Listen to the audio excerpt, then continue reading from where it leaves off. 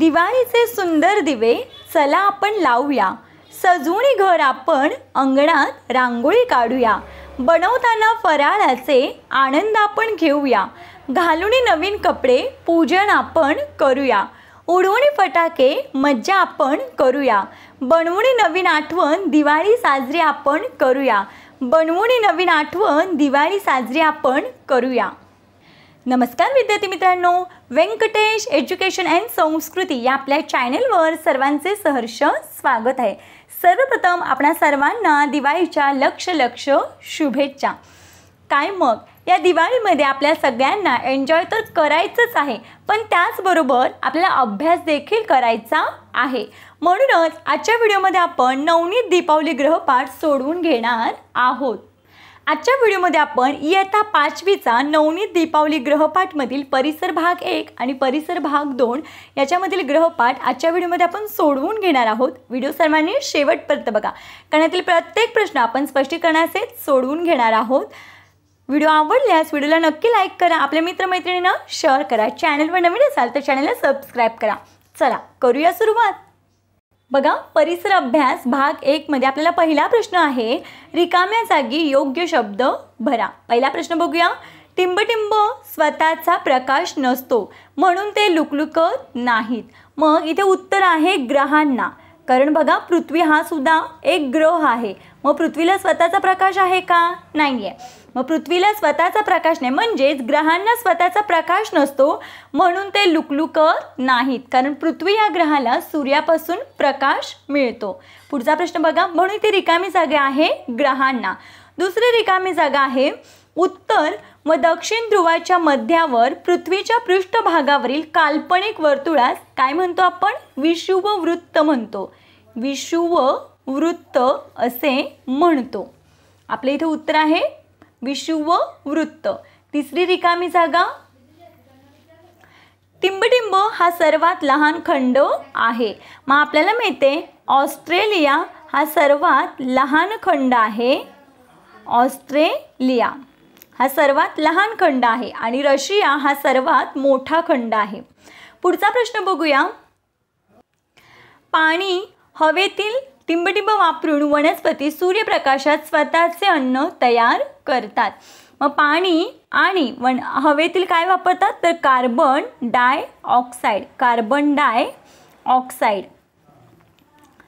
Carbon dioxide वापरून वनस्पती सूर्यप्रकाशामध्ये आपले स्वतःचं अन्न स्वतः तयार करतात। पुढची रिकामी जागा आहे, शिळ्या भाकरीवर कापसासारखे तंतू म्हणजेच काय वाढते तर त्याला आपण बुरशी म्हणतो, म्हणून मग आपल्या इथे योग्य उत्तर आहे बुरशी वाढते। बघा, या पद्धतीने आपण पहिल्या 5 रिकाम्या जागा सोडवून घेतलेल्या आहेत। पुढचा प्रश्न आहे, कंसातील योग्य शब्दाची निवड करा। पहिलं बघा, सहिष्णू वृत्ती, आपल्याला इथे पर्याय दिलेले आहेत आणि पहिला आहे गावच्या यात्रेत दर्शन रांगेत स्वयंसेवक म्हणून उभे राहणे। गावच्या यात्रेत दर्शन रांगेत स्वयंसेवक म्हणून उभे राहणे। मग याच्यामध्ये बघा इथे हे सहकार्य आहे, कारण हे काय आहे सहकार्याची भावना आहे, कारण एकमेकांना मदत, सहकार्य म्हणजेच काय मदत। जर आपण रांगेत उभं राहिलं तर गोंधळ होणार नाही, म्हणून इथे आपले उत्तर आहे योग्य पर्याय आहे सहकार्य। दुसरं बघा, घडलेली चूक मोकळेपणाने इतरांना सांगणे। बघा, ज्यावेळेस आपण प्रामाणिकपणे चूक कबूल करतो त्यावेळेस त्याला आपण म्हणजे प्रामाणिकपणा आपला दिसून येतो की नाही। चुका सगळ्यांकडूनच होतात, कधी चुकून चुका होतात, पण त्यावेळेस आपण जर ती मोकळेपणाने सांगितली तर तिथे आपला प्रामाणिकपणा दिसून येतो, म्हणून मी इथे काय प्रामाणिकपणा, आणि प्रत्येकामध्ये प्रामाणिकपणा हा हवाच। पुढचा प्रश्न बघूया। सर्वांसाठी अन्न, वस्त्र, निवारा, आरोग्य, शिक्षणाच्या सुविधा पुरविणे। त्याला आता इथे सर्वांसाठी म्हटले, म्हणून मी इथे काय येणार आहे स्त्री पुरुष समानता, कारण पूर्वी असं होतं की मुलांना वेगळ्या सुविधा आणि मुलींसाठी वेगळी वागणूक असं होतं, पण आता तसं काही आहे का? नाही, कारण स्त्री पुरुष समानता हा कायदा आहे। मग इथे आपलं उत्तर काय आहे स्त्री पुरुष समानता। पुढचा प्रश्न बघा, आपल्यापेक्षा वेगळ्या मतांचा आदर करणे त्यालाच आपण काय म्हणतो सहिष्णू वृत्ती। बघा इथे आपल्याला पर्याय दिलेलेच आहेत, मग इथे आहे आपल्याला उत्तर आहे सहिष्णू वृत्ती। आपल्यापेक्षा वेगळ्या मतांचा आदर करणे त्याला आपण सहिष्णू वृत्ती म्हणतो. कारण प्रत्येक वेळेस फक्त आपलंच मत धरलं जाईल असं नाही आहे, कारण आपल्यापेक्षा इतरांचं मतसुद्धा ऐकून घेतलं पाहिजे. पुढचा प्रश्न बघूया. थोडक्यात उत्तर लिहा. पहिला प्रश्न आहे, जंगलामुळे पर्यावरण संतुलन कसे राखले जाते? याचं उत्तर आहे बघा, आपल्या पर्यावरणात अनेक अन्नसाखळ्या आहेत. याद्वारे सजीव आणि सजीव निर्जीव यांच्यात परस्पर देवाणघेवाण होत असते. ही सर्व चक्रे अखंडितपणे चालू राहिली की पर्यावरण संतुलन राखले जाते. याचं उत्तर हे आहे. पुढचा प्रश्न बघूया आपण. दुसरा प्रश्न आहे, ठिबक सिंचन पद्धतीचे फायदे कोणते आहेत? मग बघा, ठिबक सिंचन म्हणजे आपल्याला माहिती आहे की शेतामध्ये नळी टाकली जाते आणि त्याला होल असतात. ठिबक म्हणजे पाणी मुळांपाशी थेंब थेंब पडत राहतं. बघा, याचं योग्य उत्तर आहे, ठिबक सिंचन पद्धतीमध्ये छिद्रे असलेल्या नलिका वापरतात. त्यामुळे पिकांच्या मुळापाशी आवश्यक तेवढेच पाणी ठिबकते. त्यामुळे पाण्याचा पुरेपूर वापर होतो. ठिबक सिंचन यालाच म्हणतात. त्याच्यामुळे पाण्याची बचत होते, पाणी वाचतं, जेवढं आवश्यक आहे तेवढंच पुरवलं जातं. पुढचा प्रश्न बघा, अन्न टिकवण्याच्या विविध पद्धती कोणत्या? मग बघा, वाळवणे, थंड करणे, उकळणे, हवाबंद डब्यात ठेवणे इत्यादी अन्न टिकवण्याच्या या काय आहेत? पद्धती आहेत. पुढचा प्रश्न बघूया आपण. पुढचा प्रश्न आहे, तुमच्या शाळेत उपलब्ध सुविधांची यादी करा. आपल्या प्रत्येकाच्या शाळेमध्ये वेगवेगळ्या सुविधा असतात. बघा, त्याच्यामध्ये या महत्त्वाच्या सुविधा आहेत. आता माझी शाळा, मग बघा, शाळेमध्ये स्वच्छतागृह असतं, क्रीडांगण असतं मुलांना खेळण्यासाठी, शाळेला कुंपण, हे पण सगळ्यात महत्त्वाचं आहे. शाळेला कुंपण, प्रयोगशाळा, वाचनालय, जेणेकरून मुलांना जास्तीत जास्त पुस्तकं वाचायला मिळावीत यासाठी वाचनालय असतं. शालेय पोषण आहार, शाळेमध्ये पोषण आहार दिला जातो मुलांना. अध्ययन कोपरा आणि संगणक कक्ष या शाळेमधल्या सुविधांची नावं आहेत. या शाळेमधल्या सुविधा आहेत. पुढचा प्रश्न बघूया आपण. कोणकोणत्या उपक्रमांसाठी पालकांचा सहभाग मिळवता येतो? बघा, ज्यावेळेस विद्यार्थी शाळेमध्ये जातो त्यावेळेस तिथे पालकांचा सुद्धा सहभाग सगळ्यात महत्त्वाचा असतो. म्हणून मग त्याच्यामध्ये कोणकोणत्या गोष्टींमध्ये तर बघा, सहल, ज्यावेळेस आपण मुलांची सहल करतो त्यावेळेस पालकांची सुद्धा सहल, म्हणजे सहलीमध्ये सुद्धा पालकांचा सहभाग महत्त्वाचा आहे.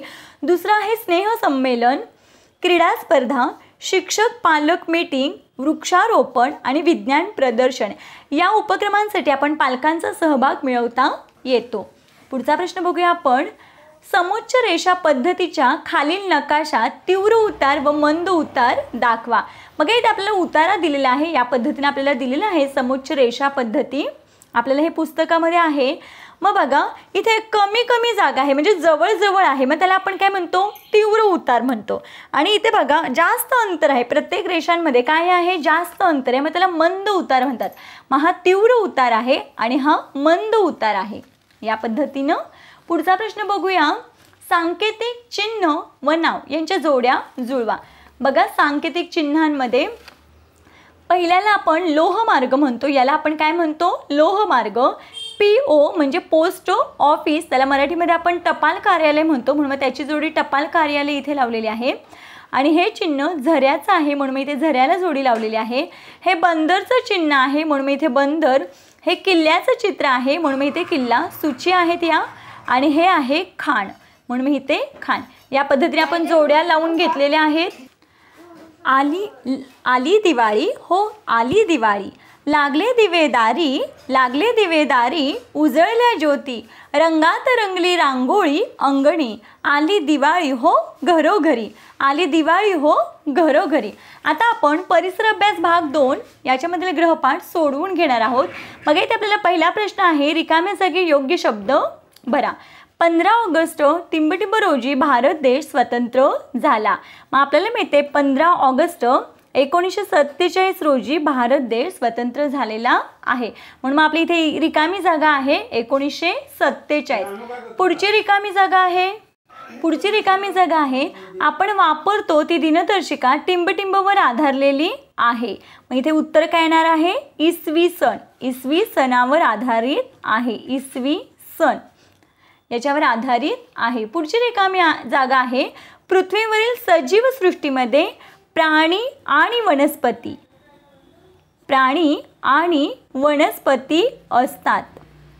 बघा, पृथ्वीवर सजीव सृष्टीमध्ये प्राणी आणि वनस्पती हे दोन गट आहेत.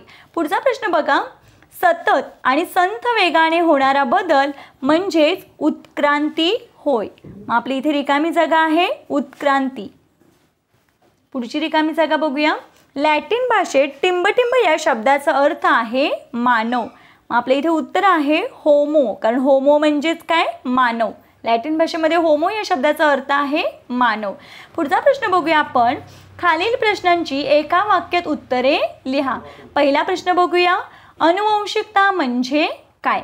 मग याचं उत्तर आहे माणसाचे रंगरूप, आरोग्यविषयक वैशिष्ट्ये इत्यादी बाबी त्यांच्या पूर्वजांशी साम्य दर्शविणाऱ्या असतात. या बाबींना अनुवंशिकता असे म्हणतात. दुसरा प्रश्न आहे, पाणी व जमीन या दोन्ही ठिकाणी वावरणाऱ्या प्राण्यांना काय म्हणतात? सोपं उत्तर आहे याचं. पाणी व जमीन या दोन्ही ठिकाणी वावरणाऱ्या प्राण्यांना उभयचर प्राणी असे म्हणतात. मग त्याच्यामध्ये उदाहरण द्यायचं झालं तर बेडूक. बेडूक हा पाण्यामध्ये पण राहतो आणि जमिनीवर पण राहतो. आणि कासव सुद्धा पाण्यामध्ये सुद्धा राहतो आणि जमिनीवर सुद्धा राहतो. पुढचा प्रश्न बघूया आपण. पृथ्वीची उत्पत्ती सुमारे किती वर्षापूर्वी झाली आहे असे शास्त्रीय संशोधनाच्या आधारे मानले जाते? याचं उत्तर आहे पृथ्वीची उत्पत्ती सुमारे 4.5 अब्ज वर्षापूर्वी झाली आहे असे शास्त्रीय संशोधनाच्या आधारे मानले जाते. पुढचा प्रश्न आहे, इसवी सणाच्या पहिल्या 100 वर्षाचा काळ कसा लिहिला जातो? मग बघा, नंतर इसवी सन सुरू झालं, मग त्याच्या आधीच्या 100 वर्षाचा काळ काय म्हणून लिहिला जात होता? तर बघा, इसवी सणाच्या पहिल्या 100 वर्षाचा काळ इसवी सन 1 ते 100 असा लिहिला जातो. पुढचा प्रश्न बघूया, शास्त्रीय पद्धत म्हणजे काय? आता बघा, प्रत्येक पुरावा वेगवेगळ्या कसोट्यांवर तपासून तो विश्वास ठेवण्याजोगा आहे की नाही हे ठरवण्याच्या पद्धतीला शास्त्रीय पद्धत असे म्हटले जाते.